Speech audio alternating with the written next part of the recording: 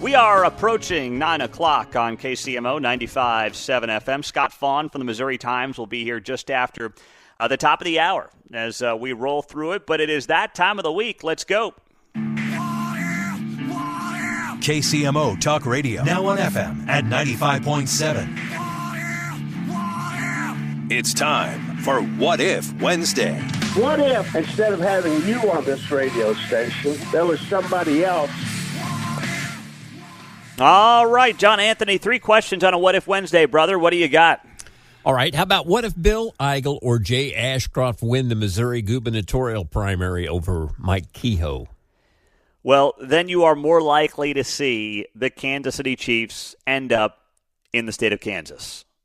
This is not any kind of an endorsement. I've never done and will never do an endorsement, barring something unforeseen, in a primary like this. I'm just saying Mike Kehoe is clearly the candidate who is more willing to use the resources at the state level to help the Chiefs and the Royals stay in the state of Missouri.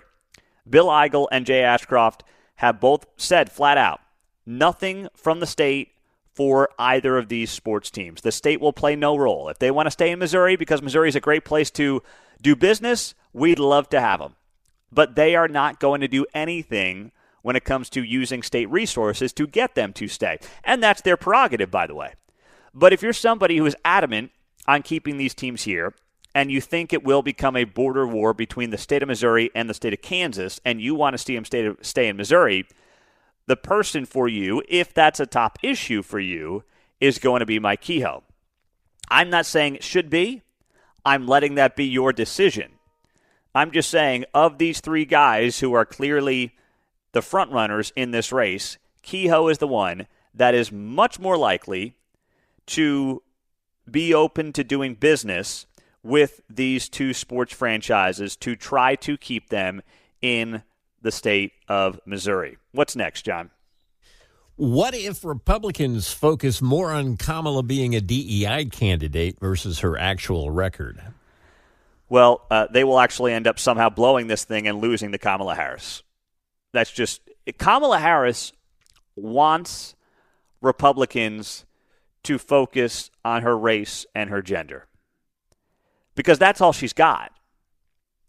She has no policy to stand on that is appealing to swing voters. She's appealing to very liberal voters, kind of, even though she got nowhere in the primaries back in 2020.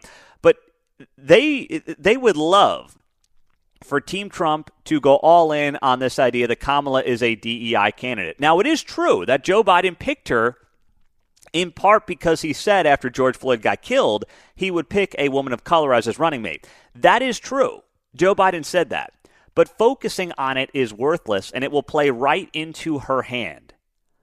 She will want to play the victim card. She will want to play the racist, sexist card. And if you give her an opportunity to do that, you are playing right into her hand. And when you've got so much that you can run against her on policy-wise, that's what you've got to do. I mean, I've got a ton of examples, and you know that, the people running Trump's operation have these as well. Kamala Harris backed Bernie Sanders' Medicare for All legislation. She backed banning private health insurance. She supported giving taxpayer-funded coverage to illegal immigrants. She supported banning fracking.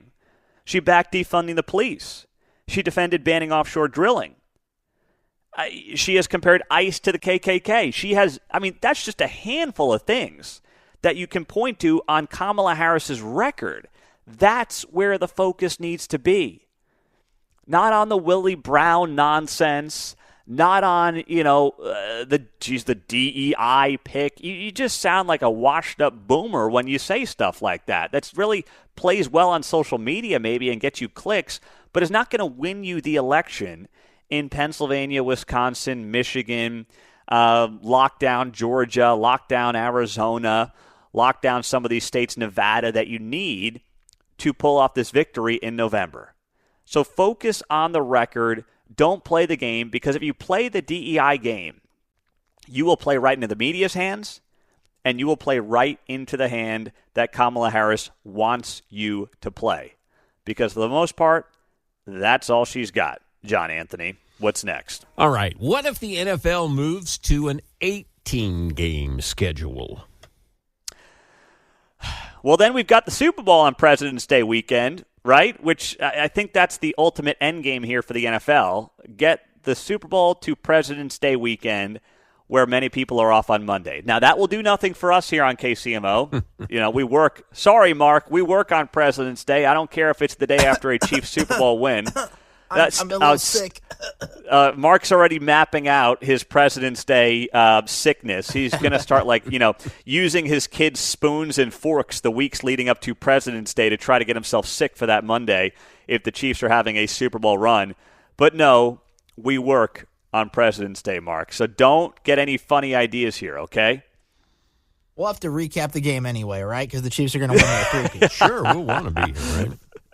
Yes. Well, obviously this won't happen this year, but there are conversations that the NFL is having with the Players Association of moving to an 18-game schedule.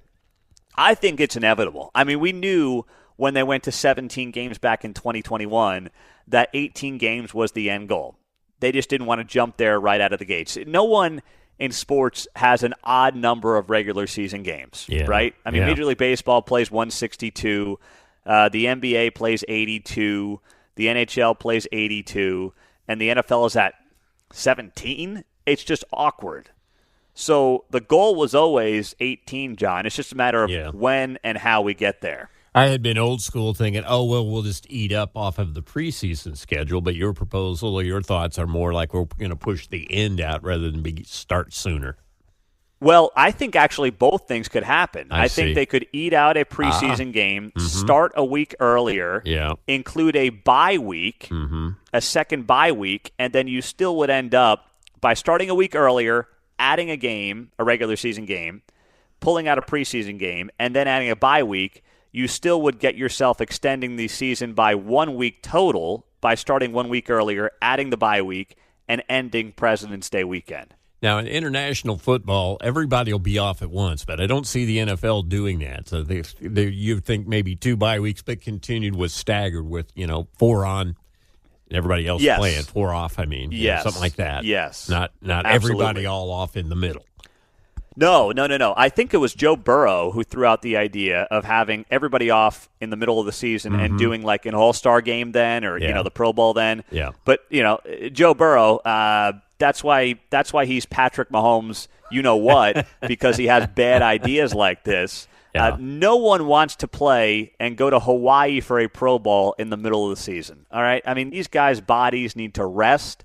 They need to be able to just wind down with an 18-game regular season. I mean, you're going to have guys playing 22 games potentially if you include playoffs and Super Bowls in a season. I mean, these guys are bigger, stronger, faster than ever before. That is a lot on the body. So, dumb idea by Joe Burrow, but it won't be his last. I promise you that much. There you go. What If Wednesday in the books on KCMO Talk Radio.